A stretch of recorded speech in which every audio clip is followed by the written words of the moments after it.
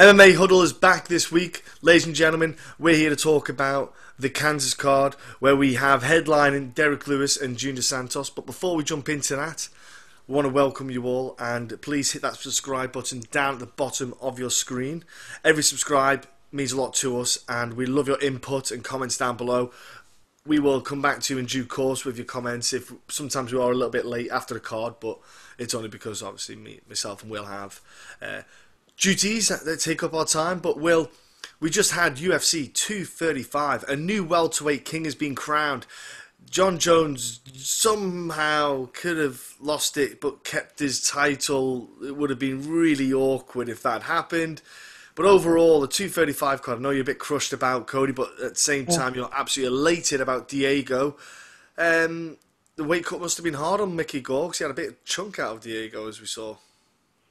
That was like last night was one of those cards that I really liked. For the fact that I've always been a big John Jones admirer. Diego Sanchez, like I've kind of went on about for the last week, is my favourite fighter, and Cody Garbrandt is a guy I've got a lot of time for. For the couple of times that I've met him, he's been great with me, and I'm a fan of his fighting style to an extent. And that was a kind of hard one to take watching that last night. But overall, really thoroughly enjoyable card. Blown away by Kamaru Usman's performance. He looked unbelievable.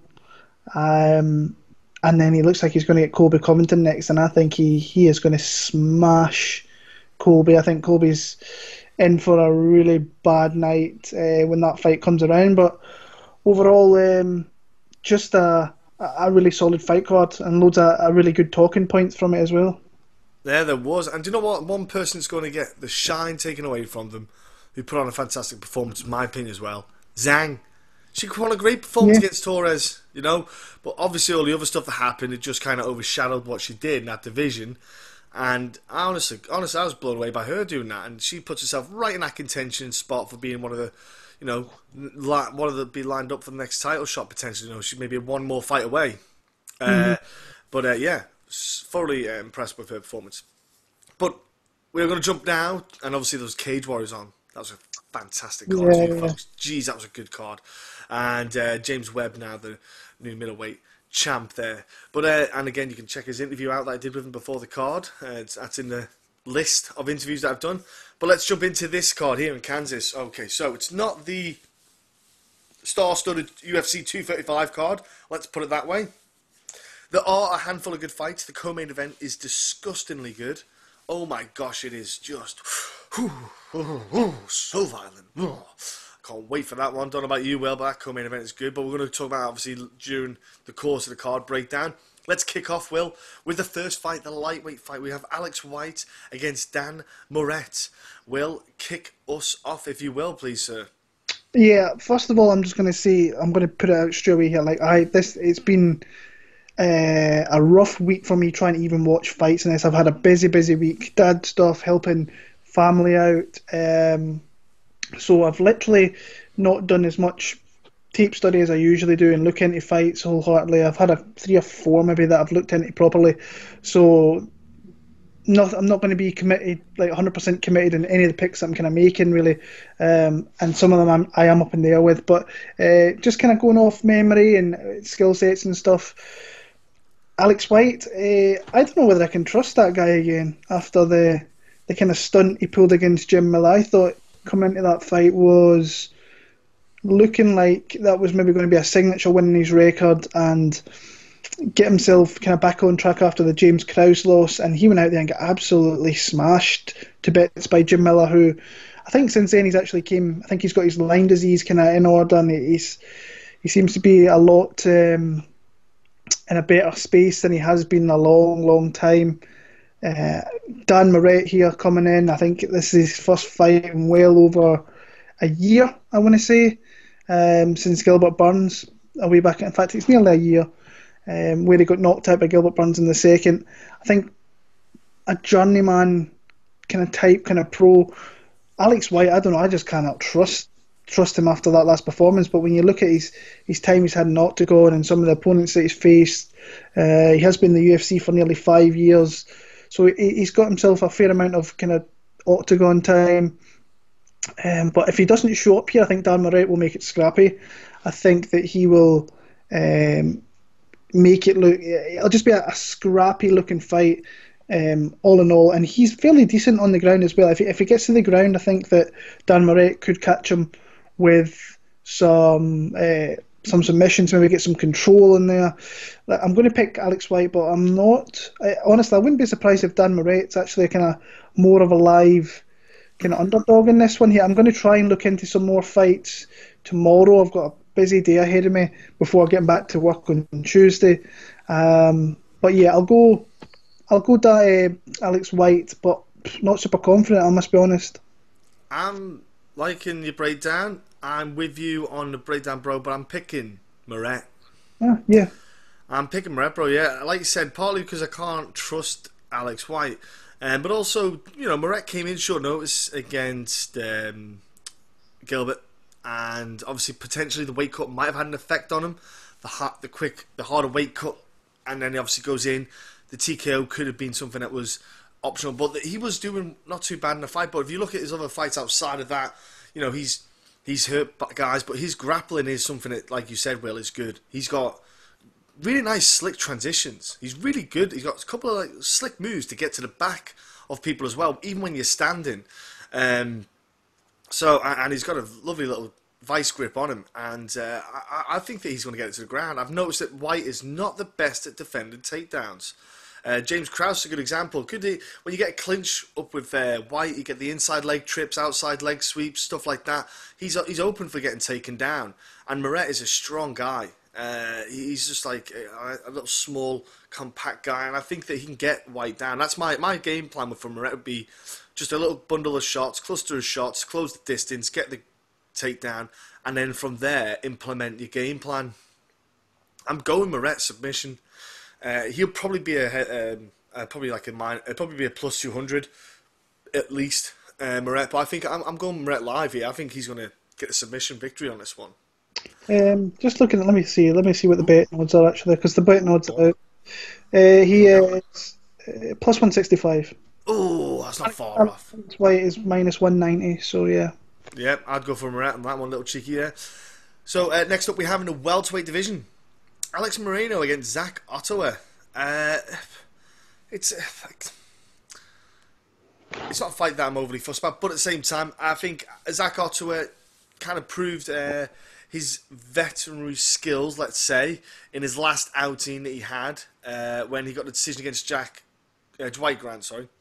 And Dwight Grant's shown since then what he is capable of. I think maybe just experience kind of ruled over Dwight Grant there and caught him off guard a little bit. One thing we know with Zach is speed does kill him. Sometimes you've got speed, it can kill him. But with Alex, Alex Moreno's not a speedster. But I think Alex is not a bad fighter. He's weird. He's dogged. He's got a good pop in his hands. I think Alex is going to put Zach away. I'm going out there with Alex Moreno. I think he can put Zach away. I think if he lands his hands on him enough times, I think second round, finish it. I think Alex has got... I don't know what it is. I'm weirdly... I kind of like him because he does stuff that I don't expect of him, so to speak. And I think people underestimate him. For me, Zach is very consistent in his performances. I don't see great leaps and bounds in his development. But there's something about Alex where I think when he hits Zach, it's going to put Zach off. And that kind of aggression, that forward pressure, is something that Zach's not going to feel comfortable about. Zach was obviously, he might try to use the grappling aspect. But, mate, I'm pretty keen with Alex here. And neither one of them are high level. But to be fair, like Alex lost to who he should have. Mean. I think they both lost to Nakamura. But, he's got wins against Berkman. It is what it is. Mukunsari, Song as well. So he's got wins. And Zach Otto's record similar. But I think Alex can pop him on the chin and do a little bit of damage, mate. So I'm going to go second round. Alex. I think to me that Alex is the tougher guy.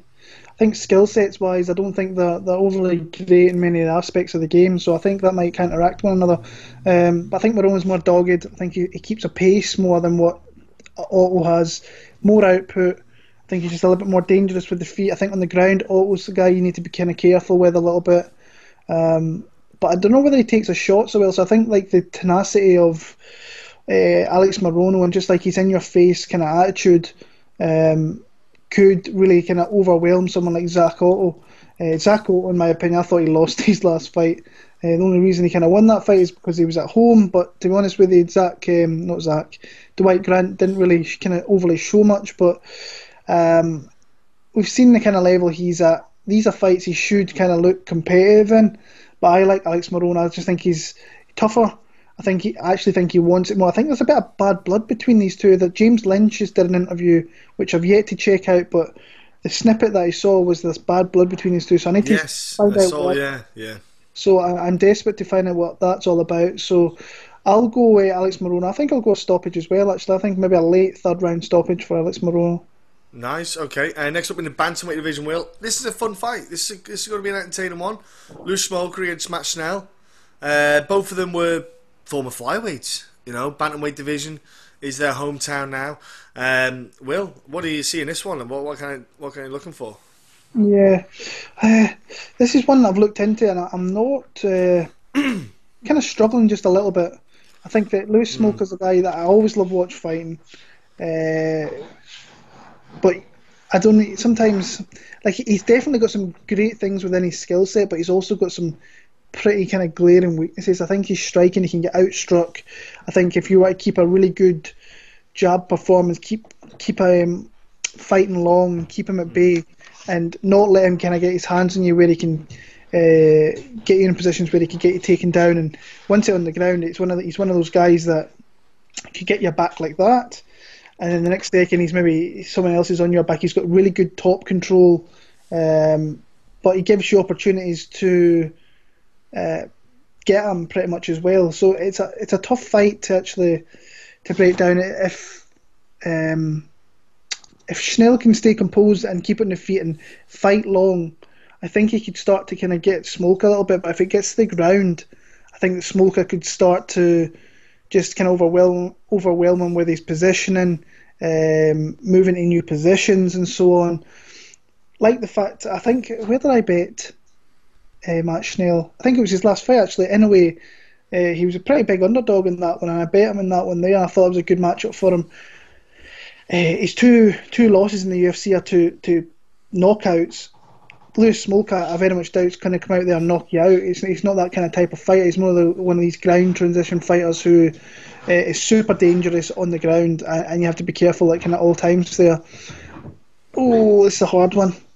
I think I might go Matt Schnell, just be a very kind of close split decision, but I could see either guy winning. But I'll go with Matt Schnell as of right now. But this is one that I could probably later in the week kind of change to Smolka, but not looking into this too much. I think Matt Schnell is just the guy I favour right now. It's not an easy one to pick. Like you say, it is opposite attract, isn't it? Striker, grappler. If Smolka gets to the ground, obviously it's totally going to favour himself. Smolka's he just looked better at 135. You know, I think one thing that has helped is for Smolka, it'll help with conditioning. It'll help him last a bit longer, help him be able to push a bit more pace. He'd probably be a bit stronger too, because he'd be able to do a bit more strength conditioning. As we know, he had the problem with the alcohol, substance abuse, so to speak. Cleared that up, which will make a big factor and benefit to his health in the long term. And obviously right now too. Matt Schnell, again, another one. Not having to cut the weight, probably feels a lot better. Feels a lot healthier. Chin's probably healthier, being a little bit heavier. I'm gonna go Smolka though. I just feel that he can get it down, and I think time on the mat will win the fight for him. I think Schnell's going to be active. He's going to be scrambling. There's going to be some fun back and forth on the ground there. But I'm going to go with Smolka. Simply because I just think he can do it. I think that he can get it to match the ground. I think he can get the trips in. I think they're both quite tall for the weight class. Even still at that weight class, they're quite tall dudes anyway.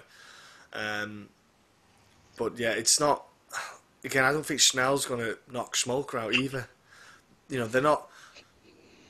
Like, Smolka's not a Rani Yaya on the ground, but Schnell's not a, knockout artist on the feet. He's not like a Cody Garbrandt power. I know Cody got knocked out last one, but like those kind of hands. So they're both good in their respect. I'm going to go with Smolka, yeah. But I don't. Decision win, Smolka. Let's go to the next weight class, next fight. We have in the heavyweight division, two guys fighting each other. Maurice Greene against Jeff Hughes. Now these two have a history because they fought each other previously on a outside of the UFC. It was LFA back then, which is now RFA. Am I getting that right way around? I always get that mixed up. I always get mixed up when I'm watching them. Honestly, when you watch fights now, I'm like, which one is it? And then you go back to the ones in the past, like, oh no, it's LFA, it was in the past. RFA's now, isn't it? Yeah. Nightmare. But they fought back then, and that was a heavyweight title fight. Jeff Hughes got the decision win. Maurice Greene, if anyone doesn't know, was a kickboxer. That was his go-to. He fought, for UK folks, Chilu's Parry. He fought him in kickboxing and in Glory. So you can watch all his Glory fights. You can get an idea of his striking on Glory, but it's not really going to tell you too much in MMA aspect. 6'7", I think it is. Absolute ridiculous, giant, ridiculous height. But he's a good striker. Can't take that away from him. He has got good striking. He's got good hands, combinations, good kicks, all that. But Jeff Hughes is a rotund, gritty, weirdly well-conditioned heavyweight. Like, he's got good combinations himself. He's got good hands, Jeff. Like, he put good hits, landed some good shots on Greene to make Greene back off when Greene was starting to get a bit aggressive.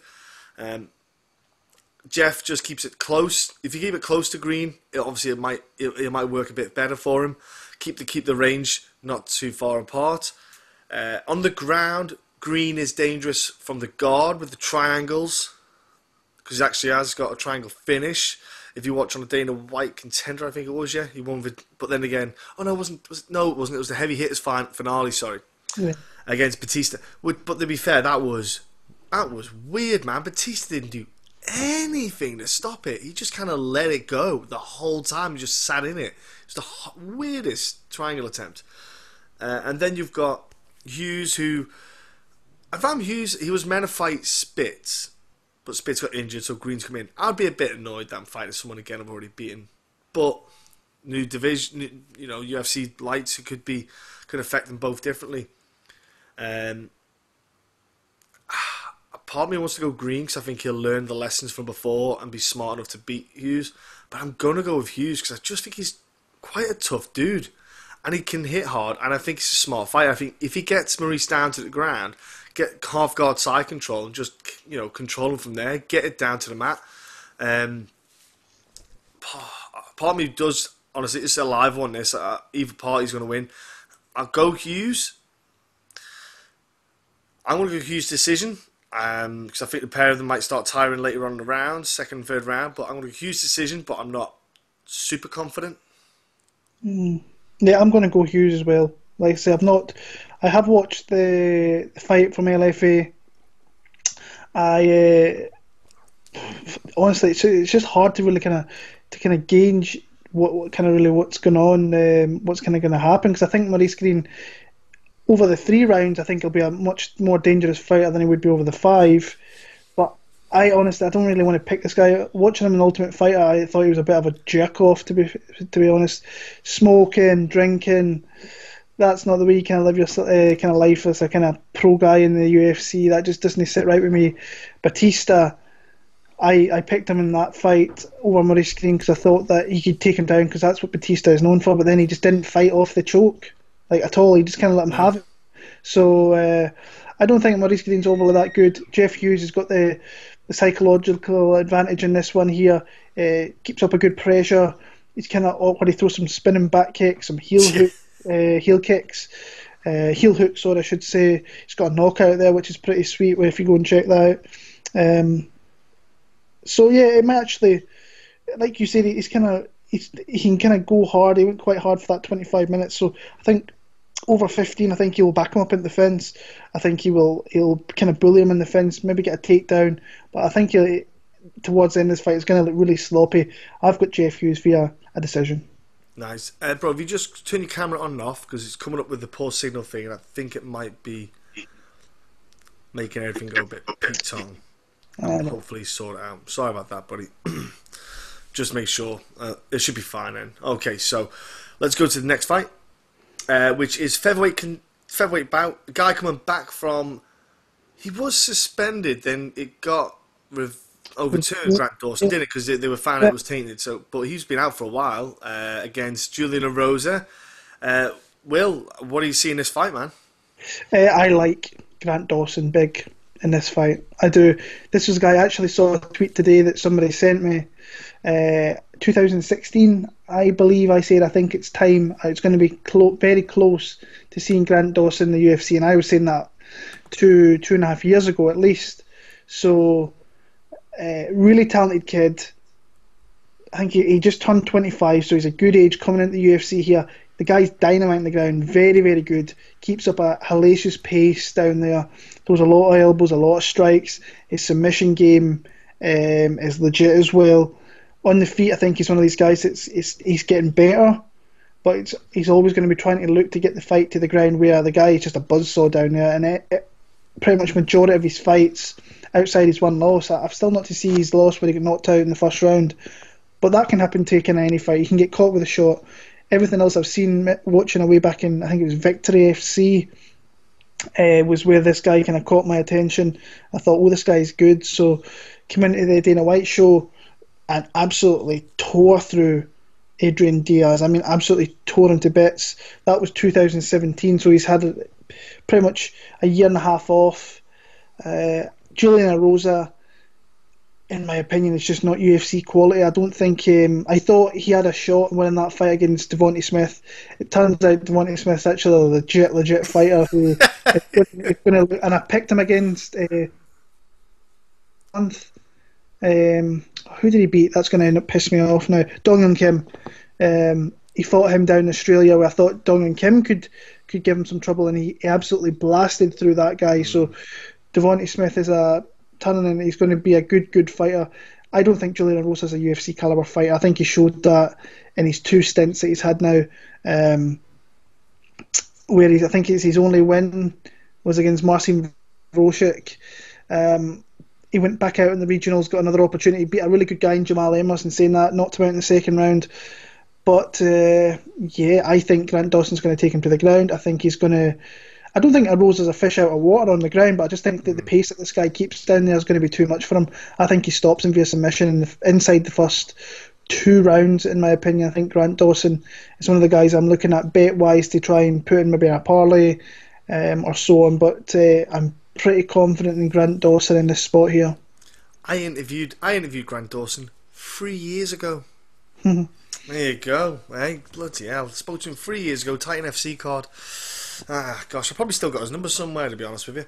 Yeah, so gosh, that's weird thinking about that one. I thought that, I remember I interviewed him a while back, and I think I was going to line up to interview him for his debut in the UFC, and then that kind of went out the window.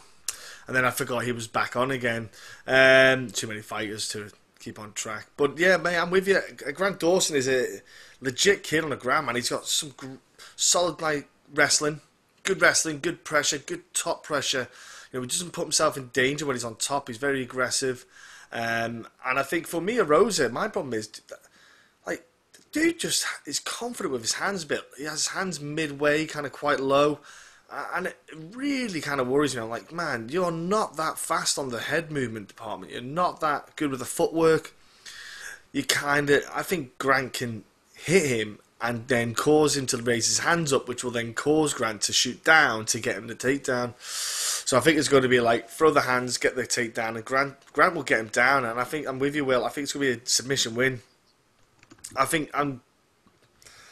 wouldn't be surprised first round submission win for Grant, but I'm going to go second round. I'm going to give him some Julian a little bit of kudos and think he can survive the first, but wouldn't be shocked. Second round submission for Grant Dawson there to really easy wrap up this fight. To be fair, I don't think Julian Erosa offers too much of a threat, and there's a lot of potential in Grant, especially down at Glory MMA with James Krause cornering him and coaching. Next up we have interesting bout, women's bantamweight division. Reneau against Kunitskaya. Looking forward to seeing how Kunitskaya performs, really. I know that she's happy now that she's fighting. Well, she took the short notice fight just for the cash, dollar bills on, and get her foot in the UFC against Cyborg, and she took the L. But then she beat Lena Landsberg via decision, which is not a fight. Which is not a fight to remember. I thought Lena was going to do better in the grappling. Turned out Kunitskaya surprised me. She did really well. But I think it's a step up, mate. Big step up for Yana. Or Yana, sorry. Yana, isn't it? Yana. I think it's a step up fighting Reneau. I think Reneau's still, if she's 41, ridiculous condition, fantastic shape. And she's still in that kind of perennial contenders in the bantamweight. So she's not that far off. I think even if Reneau were to win 1 or 2 more fights, she should be putting her face in front of the camera for a title fight. Maybe she lost the decision to Kat Zingano, but I think Reneau's a hard fight. I think Reneau can get Yana down. I think Reneau could win on the feet. Kunitskaya does offer some good combinations, good head kicks.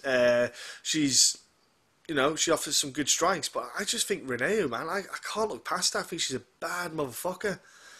She really, impressed me in the past few fights. I know she lost to Kat, but I mean, prior to that, I wasn't writing her off, but I just couldn't see where she was going to win. I was like, gosh, she's getting a little bit older. She's 39, 40 years old, so to speak, and then, she won Dudaveda, Boetsch Correa was a draw, but, yeah. Let's not talk about that. It was in Brazil, wasn't it? I believe it was. So, make of that what you will. Then she fought Bernarda, and then Sarah McMahon, sorry. And we knew what Sarah McMahon was. We knew she'd break, and that's what happened. But, mate, I'm going to go with Reneau. I think Reneau can get another stoppage. I think she can get another submission, get her down, use her wrestling, and I'm all for it. I'm going Reneau. Second, third round submission. I think Yana Kunitskaya is a good fighter, but I just think Reneau's, mate, I rate her big time. Kind of struggling with this one a little bit. My initial lean was Yana Kunitskaya.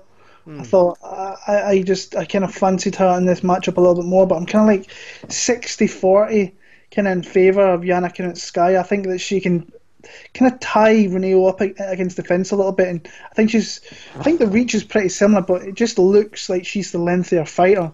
So I've got a funny feeling that she can maybe put her in the cage, kind of frame off a little bit, and kind of use knees up the middle and kind of keep the fight there. I can see her getting a quick takedown, but I can also see Reneau getting back to her feet and maybe potentially getting Yana down. It's not a fight I've got a good read on. It's not a fight I've overly looked into, so it's kind of going off what I think is going to happen more than kind of what I've seen is going to happen. And the initial gut feeling when I heard about the pick, and even sitting here now, it's still Yana Kunitskaya. But like I say, I've not really looked into it too much. But like you say with Reneau, she's very, very tough. She's very dogged. She never gives up on herself. And that's something that is something kind of really good to have in that fight. She just goes. In the Didi Ava fight, she just kept on going, and she worked and worked and worked until she got that finish. Talita Bernardo, she worked. Got that finish with 5 seconds to go. Lost that first round against Sarah McMahon big, and I think I bet her in that fight, and she came through and she won via submission. I just knew that she could break Sarah McMahon once she got through that first round. She did it. She wasn't going to get that against Kat Zingano because Kat's really a hard fighter to break for the majority of the time. So I'm going to go Yana Kunitskaya via a very, very close split decision. I see this fight being close in pretty much every aspect of the fight game, but like I said, I'll go with the gut feeling, which was Yana Kunitskaya. Okay, next up for the welterweight division is the headline prelim bout. Tony Rocco Martin against Sergio Moraes. Good fight, good matchmaking. Like the fact that Tony Martin's not kind of sitting on his laurels and he's getting fights pretty much in quick succession. He fought back at in October, fought in December, he's fighting here in March, so he's keeping himself busy, and I think that's what you need to do, especially establishing yourself in a new division. And he's came in here and he's got a couple of finishes as well after the Nakamura win, so knocked out Ryan Flair, which is always impressive. Had a very close fight with Jake Matthews. I think I bet Jake in that fight actually. But Tony, as the fight went on, really came into that fight, and Jake started making kind of young mistakes, like being a young fighter that he is, made those mistakes, and a guy who's got close to 20 fights, and Tony Martin capitalised on that, was the fresher guy in the third round, managed to get the beautiful anaconda choke, and looks great at the division. I cannot say he doesn't. He's always a guy that I thought has been a fairly decent fight at 155. You've seen that weight cut absolutely drained him, and the guys that he lost to down there weren't bad fighters, OEM and Dariush, Leonardo Santos. In this fight here, Sergio Moraes is an awkward guy to fight. A really awkward guy. And the performance I like that maybe not many people will is the one against Ben Saunders, where he completely dominated Ben Saunders in every aspect of that fight, nearly over 10 minutes. Took next to no damage, took him down, and then you've seen the little nuances in his game about him being a really good top position guy, making little movements and adjustments to get into better positions, and then eventually he just worked for that submission, and eventually it came. His striking has always been a little bit awkward. I think his chin sits in the air a little bit high, so I think that Tony will try and out crisper striker.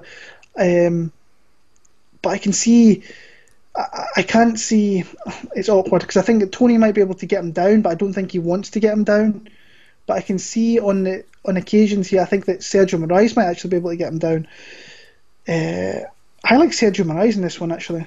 I'm gonna take a shot. I'm gonna take a shot on Sergio in this fight, and maybe it's just because I think that Tony Martin's a good fighter. I just don't think he's. When I look at the top 15, it's like, do I see Tony Martin in that top 15 of the division? I don't see it. I think Moraes himself is not a top 15 guy, but I think he's got the kind of game where he can have close fights, where he might be able to jump into a 15 spot.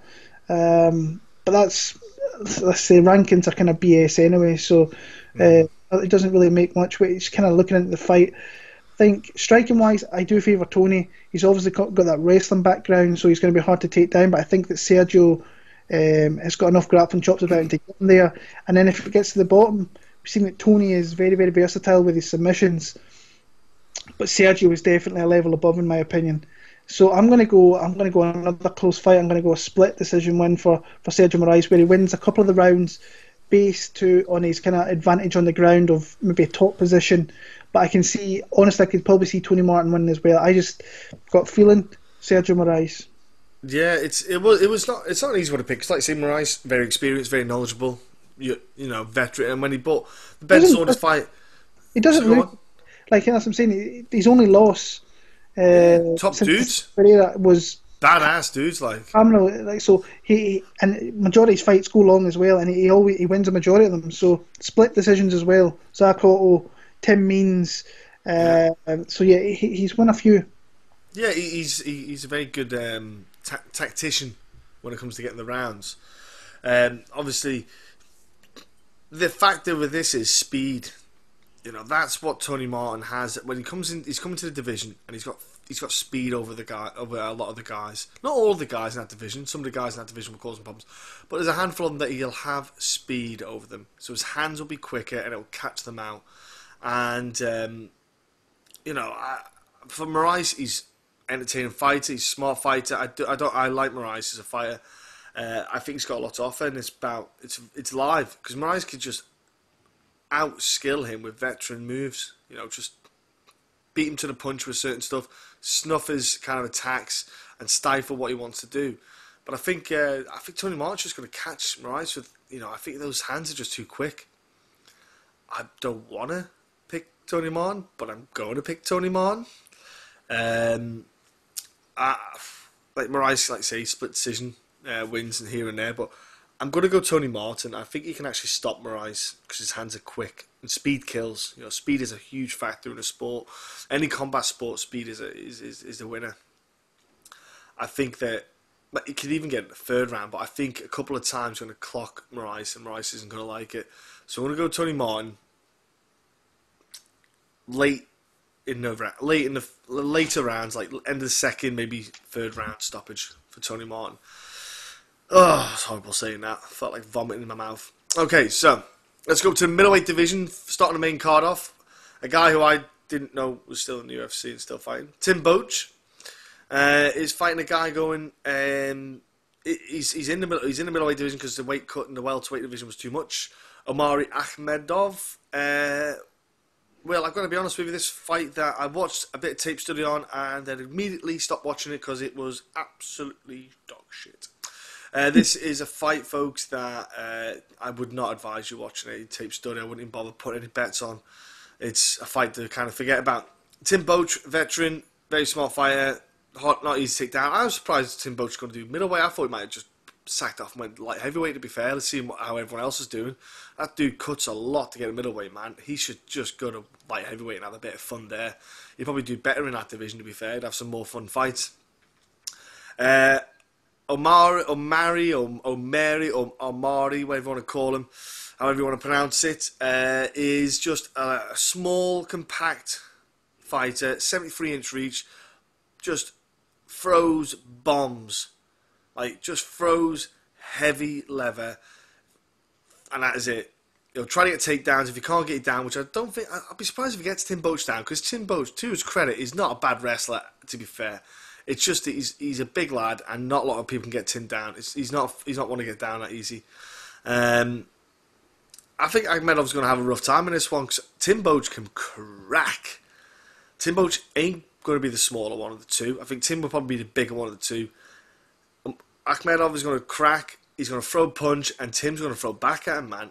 And I think Akhmedov, like you saw in the Vittori fight, it spoilt his game plan. He wasn't the big bully. When he went in the middleweight division, suddenly he wasn't a big powerful powerhouse.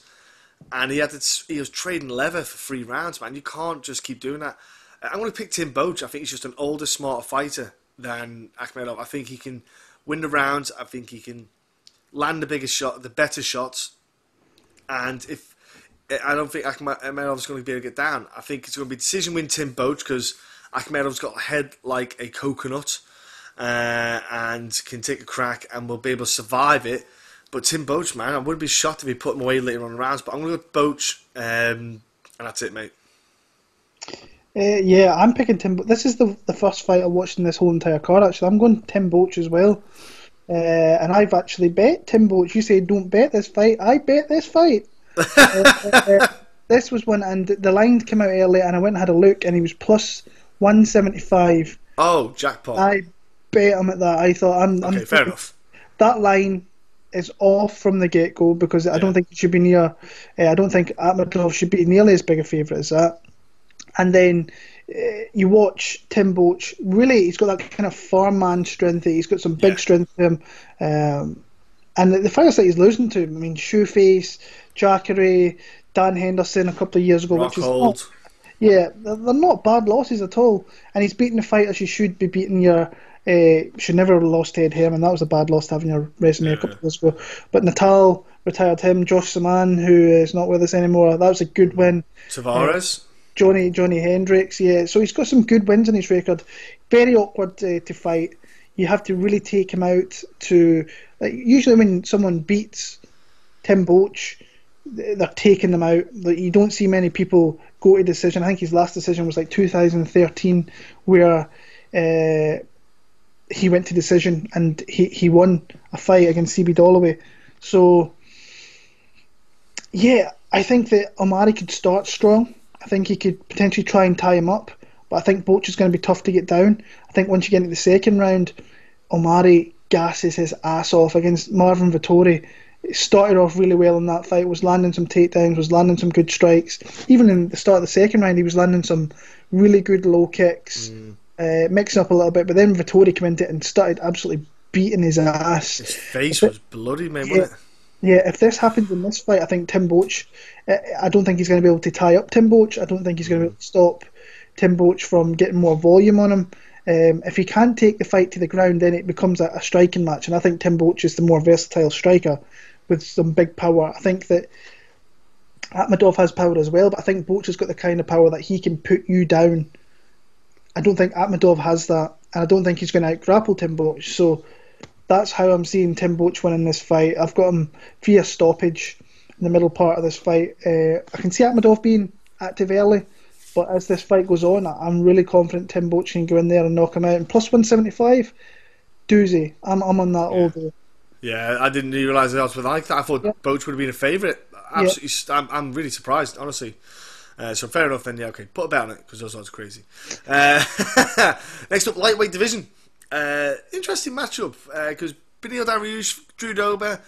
It's a weird one for Beneil in his career at the moment, the way things have gone over time. So, Will, what are you looking at in this fight then, or what do you think? I like Dariush a lot, but you can see that a lot of people were writing him off in his last fight against Thiago Moises, because Moises, I think, has a lot of really good aspects of his game. He does, yeah. But he just didn't really get it off. And that was more part of Beneil Dariush really mixing it up well in that fight. We've all seen what Beneil's kind of kryptonite is, that if you can catch him with a big shot, you can knock him out. And he fought smart last time out against Moises, initiated takedowns. The guy's got some really good jiu-jitsu, he's got some really good top control, and he did that in that fight to win a very comprehensive unanimous decision. Took him down like 4 times, barely got hit upon, but when you see the couple of fights beforehand, he obviously took a lot of damage. Well, the Hernandez one didn't last long, brutal knockout. The Barboza one was brutal. And what's the other fight? Evan Dunham started great, then got his ass beat for 2 rounds, which went to a draw. I think if he mixes it up here against Drew Dober, I think that's what he needs to do. I think Drew Dober can actually kind of crack a little bit. I think he's got a little bit of power there. He also can mix in takedowns a little bit. He's did that in the past. He did it in his last fight against John Tuck. But when I look at skill for skill, I think that Beneil Dariush is just a better fighter. I think he's got some better fight IQ. I think that he's got better skills on the ground. I think on the feet he just has to be really careful, because Dober can hurt him. He's got a high output as well, so if he can get the takedowns, then he could out-volume Beneil. But Beneil's got some good leg kicks. He's got some good combinations when he shows it. But I think Drew Dober's just a little bit awkward, but I do like Beneil Dariush to win this one. He might just play it safe again, look to get the fight to the ground, and then he could potentially get a submission. So I'll go a late 3rd round submission for Beneil Dariush here. Nice, yeah. I'm with you with the skill set. Beneil obviously won some grappling competitions, like high-level world grappling comps. He's a accomplished grappler. I just think he had a bad run. I just think, like some people, you just hit a skid. Sometimes that happens with some fighters, and I think that happened to Beneil. And it was rough watching it, man, because I was like, this dude, that's not the Beneil we know. I think Drew Dober, short, compact, crazy, like, he's a lightweight and he's about 6 foot wide. It's crazy when you meet him in person. You think, dude, how do you make that weight? Like, he should be a 145er, really. The size of him, he's really short, and if he was like, if he was proportionate, he'd probably be a good 145, but very thick set 155er. If I'm Beneil, first round, I'm just going to let Drew Dober move around a bit, get the gas tank working on that muscles that he's got, because a lot of oxygen needed for Drew Dober to carry that muscle. Beneil, use those kicks, that Hartfield Cordero kind of training that he had with the striking. Just keep it playing for the first round if I'm Beneil. Then I start doing the grappling side of things to really start to get onto Drew Dober. I think Drew will be smart first, switched on, be aware of the takedown. I think Beneil on top of you is a horrible thing to have. And I think if Drew goes for a takedown, he's got to be very careful, because Beneil could whip in a guillotine really easy, and even use the momentum to sweep him over. So he's got to be super cautious, Drew. If I'm honest, if I'm Drew, I'd just avoid wanting to do the ground, just to be safe. Just take away one of those options, one of those places for Beneil to get the finish. But Drew Dober, man, on the feet, I just don't think he's a better striker. So it's really awkward for Drew. I don't see Drew's best option would be the grappling side of things, get nice and close against the cage and grind it down. But I think, man, I'm going Beneil with you, bro. Beneil, I think 3rd round submission. I think he can get a 3rd round stoppage. I'm going to go with Beneil. Awesome dude. Spoke to him, interviewed him before in the past. Really nice guy. Next up in the heavyweight division, a return of a man who, again, I don't know what the heck happened to him. I think he's been gone for like 3 years. Ben Rothwell. Obviously, he accepted a 2-year suspension. But 3 years. 3 years since we've seen Ben. Big Ben. Jeez Louise. I don't know what he's been doing. Against a Bulgarian in Blagoy Ivanov. Which was weird, because I can speak Bulgarian, but I can't say his bloody guy's name properly. But Asum Dobre. Yeah, Asum Dobre. Kaksi? Dobre then. You know, I guess, but it's weird with this guy, Ivanov against Ben Rothwell. Well, this is a fight I'm looking forward to, mate. In the fact that I like Big Ben Rothwell, man, as a person, because his post-fight interviews are unique, let's say.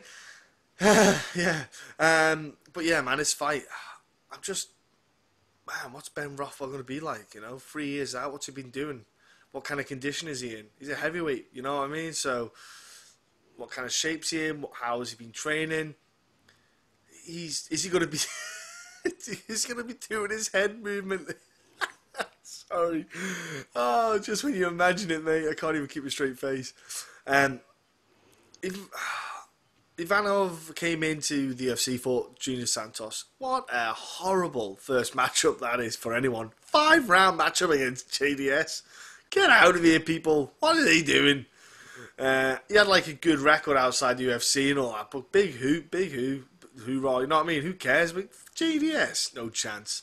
Obviously, he got schooled for 5 rounds. JDS just lit him up all for 5 rounds. Junior Santos wasn't in really any danger. Mate, Ivanov does offer some bits in a fight game. He isn't a bad fighter, but he's not a great heavyweight. He's not a heavyweight I look at and go, that dude's awesome. He's not got a huge skill set. He's short, 5'11", I believe it is. Short, low centre of gravity, heavy guy, throws heavy, and that's it. But Ben Rothwell, man, I'm weirdly favouring Ben Rothwell in this fight. He's, as we know, Ben Rothwell, tough dude, and he can crack himself, and he can grapple a bit. He can wrestle a little bit with guys, but I think Ben's just got the height and the reach advantage and the pop in his punches to really annoy Ivanov again. I think, even though Ben's been out for a long time, might be a bit rusty, I think it'll be, 3rd round's going to be absolute horror show. But I'm going to go, it's going to be so awful watching these two gassed. But I'm going to go 3rd round. Not going to go decision win for Ben Rothwell. I just think Ben's got such an experience in there and such a knowledge base. Man, like, if Ben's coming back after this, he must have intention to do harm. Because he could have just retired, 37 years old, could have went, I can't be arsed now, I'll take the ban, I'll just not bother coming back. But he's coming back, man, he could have just retired, so kudos to him for doing that. He lost the decision to Junior Santos as well in his last fight, so that's weird. But, he beat Josh Barnett, Matt Mitrione, Alistair Overeem, Brendan Vera, dudes smashed some quality guys, so I'm going to go Ben Rothwell, mate. Decision win. It's just I'm struggling. I have no idea how this fight's kind of going to go down because you don't know what Ben Rothwell's going to be like. Nope. But you know that you're going to like Ben Rothwell's just weird to watch fight in general. He's like flying about light, kind of light in his feet. Yeah. Super awkward. You don't know, but he is the bigger guy in this fight here. I think he's a southpaw, if I remember off the top of my head. I could be wrong there, but he's just awkward. And I could say, I didn't realise it was actually 3 years since he last fought. That's crazy to me. So he had the fight, and then he was meant to obviously fight later, like following into the next year, and it ended up obviously falling through. But yeah, crazy, 3 years. Yeah, he's not a southpaw. He's actually just kind of one of those weird kind of switch stance strikers. Kind of what it was there. I was just looking at my notes there. Got to be careful if you put your head in the wrong position. This guy's got that kind of little choke. Can't remember. Yeah, 10-figure choke, man. It's gnarly. Choke. So If you put your head in the wrong position, he usually finds a way to it. Blagoy Ivanov, tough introduction to the UFC with JDS, just got outworked. The more crisper, better striker just absolutely kind of pieced him up for the majority of that fight. And the fight with Ben Rothwell, his last fight in the UFC, JDS absolutely pieced him up, like really did.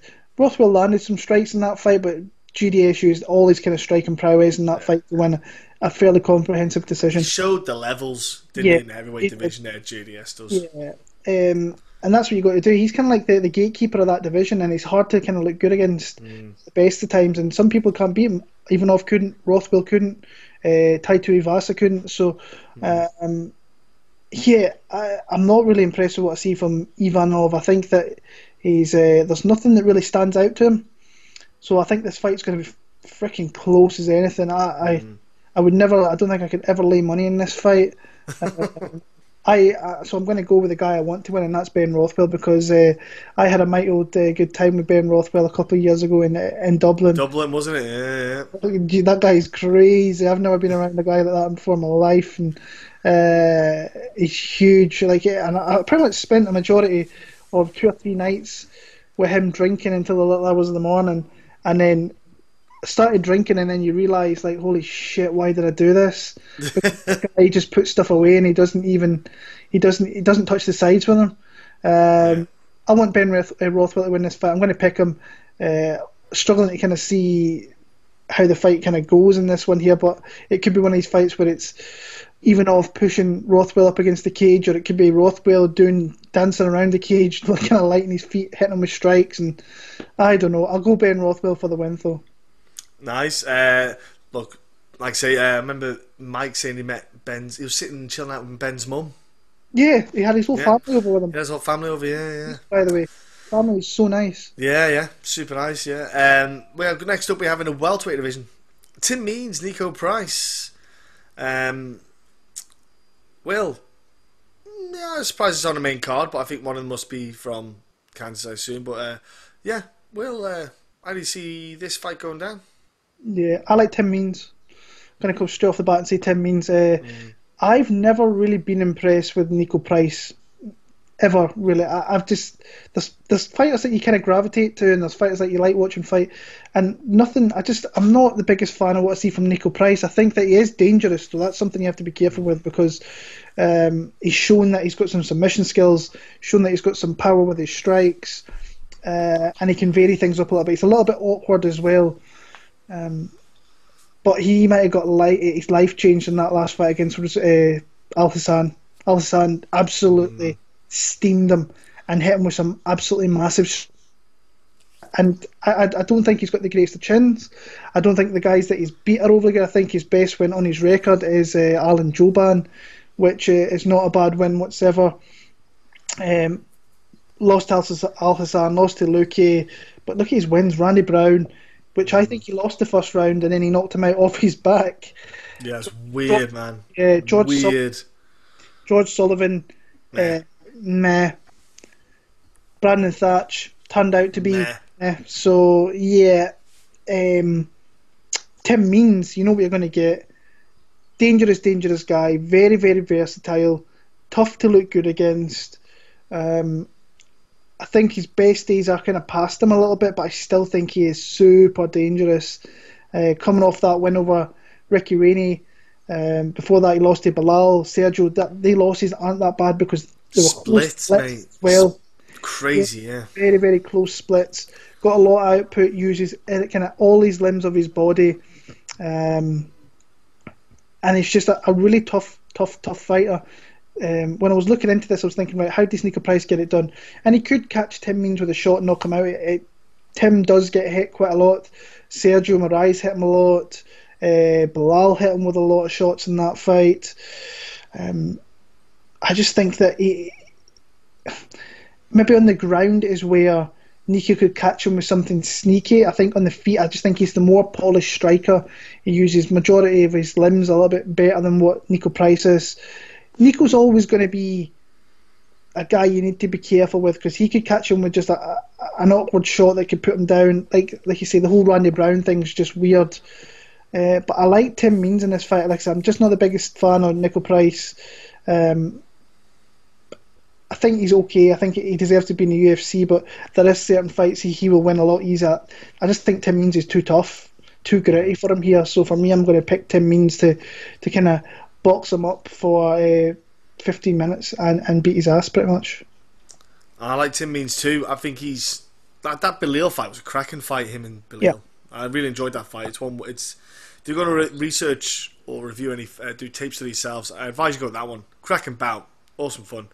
I'm with you, man. I think Niko Price is just a weird kind of striker. He's not really.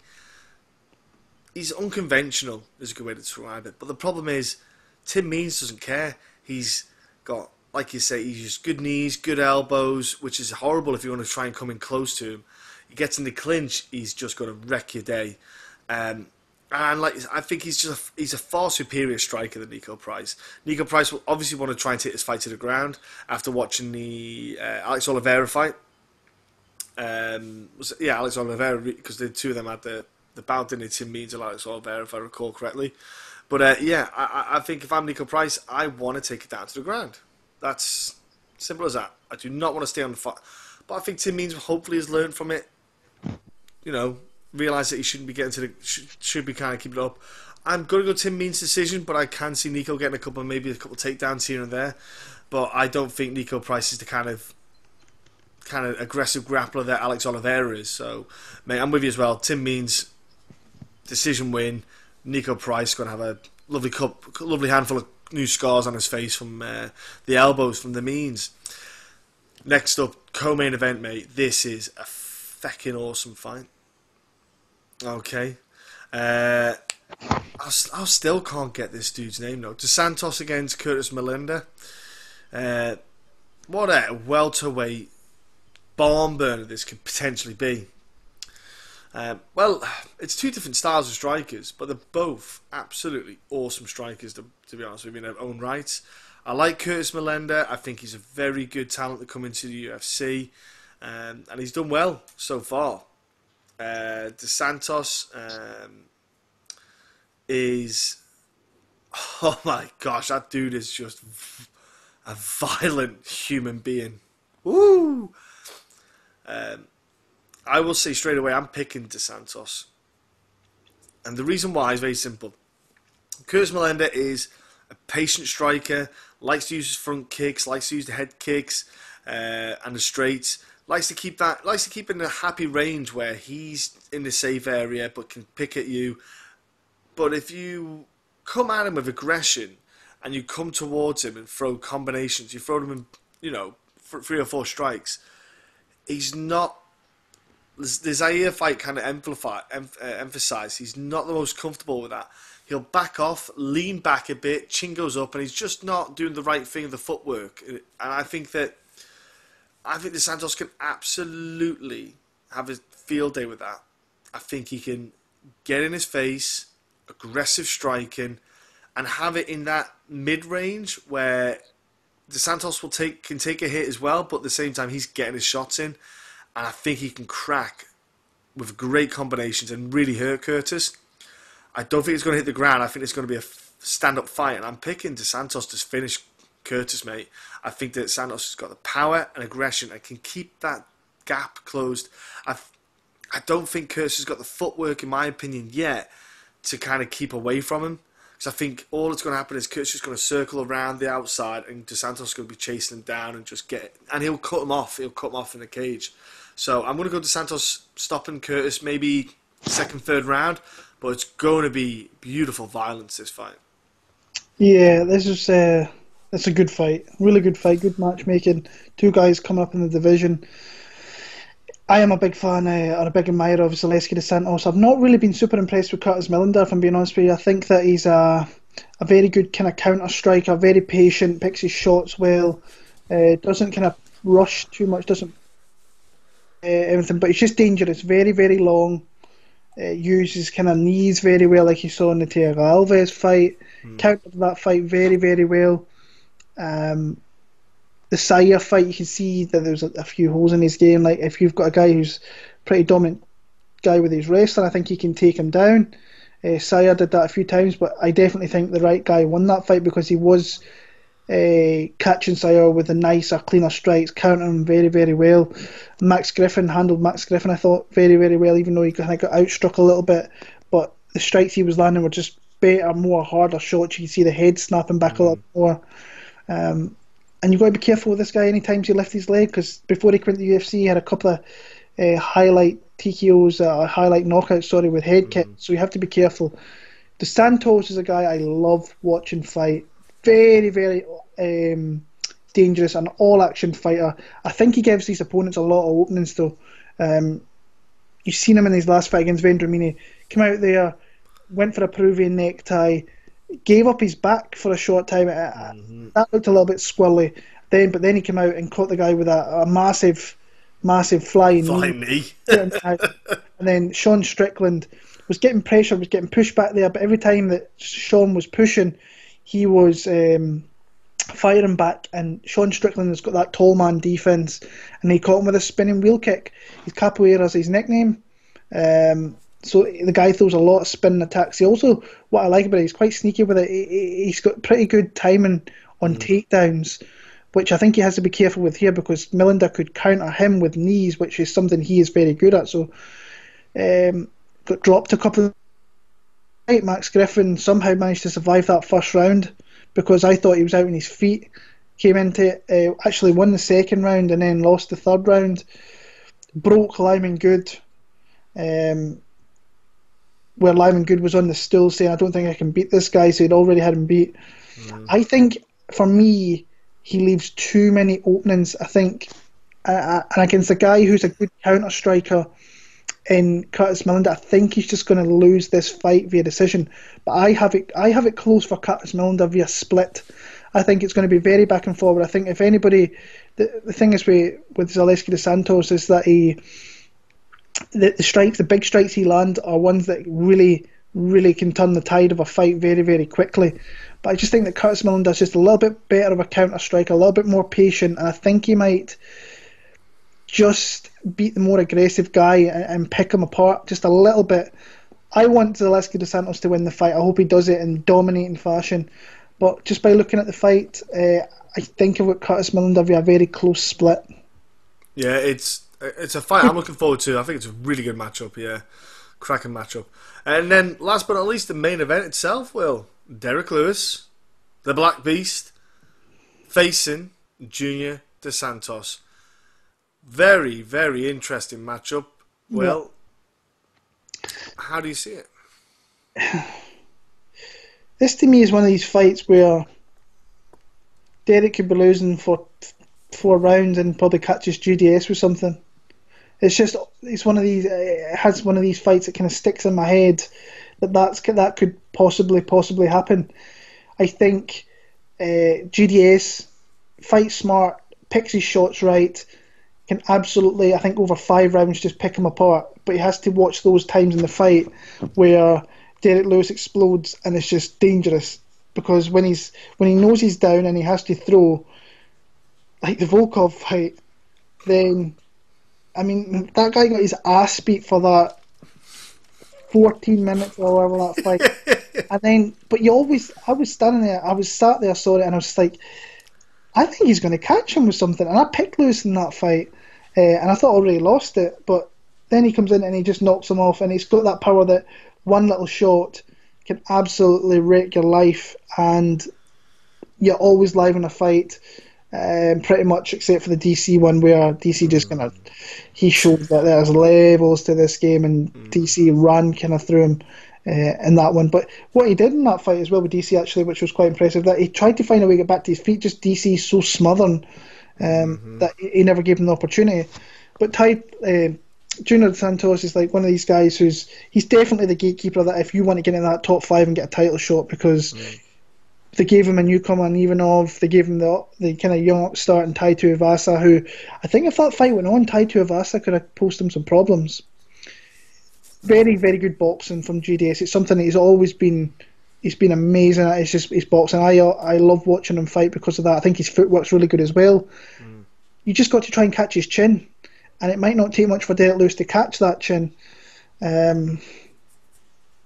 I think I'm going to go Junior Dos Santos. I think he's a more varied striker. He can use his hands, but he can also use his feet. It might be we might kind of see the reintroduction of his kind of spin kicks that he used to throw in the kind of Mark Hunt fight from a way back.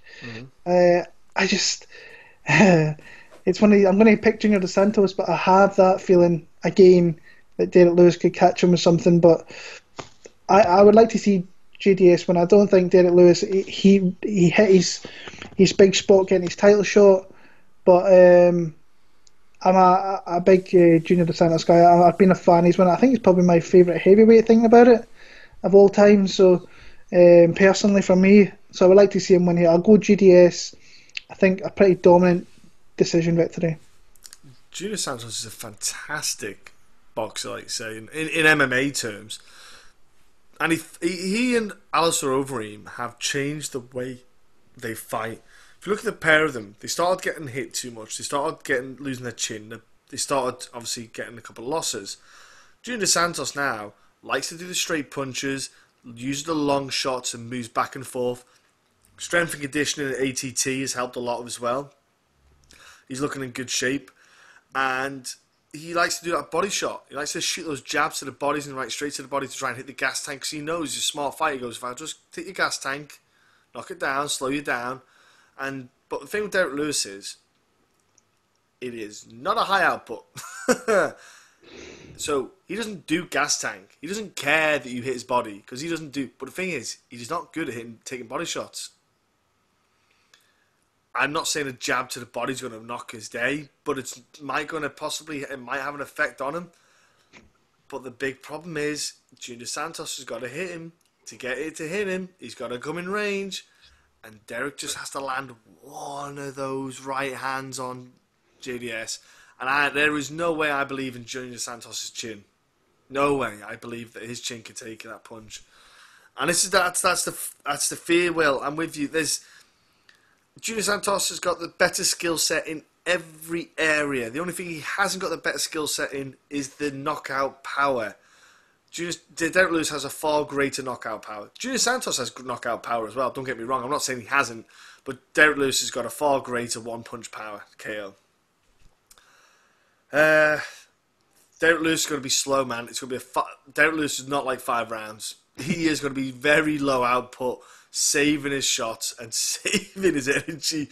So Junior Santos is going to be able to pick away. He'll pick away at him. He'll throw a lot of body punches. You'll see him pop in with the jabs and the rights, and just being very cautious.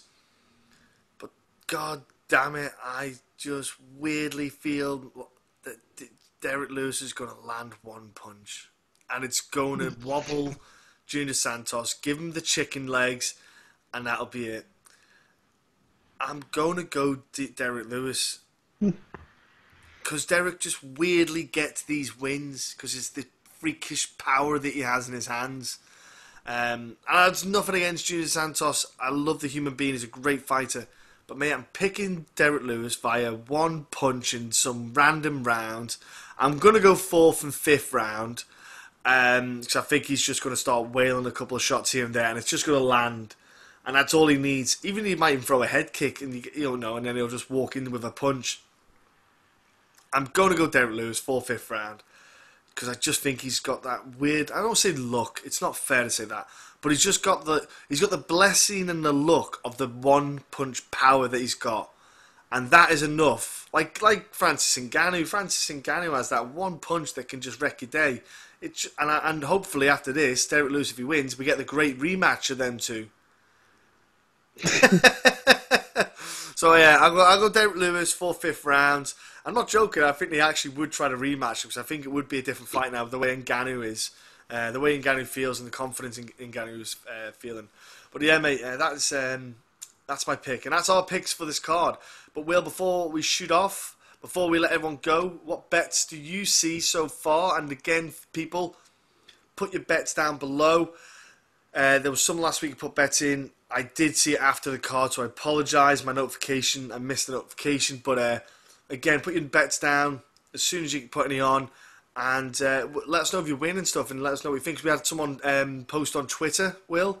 Yeah, we did. And yeah, they won. Yeah, won monies, and so that was fantastic to see on this 235 card after some of the comments that we made. So it's always nice to see that. But yeah, Will, go ahead, bro. Tim Boetsch, I already mentioned it earlier on. That's my one bet I have so far.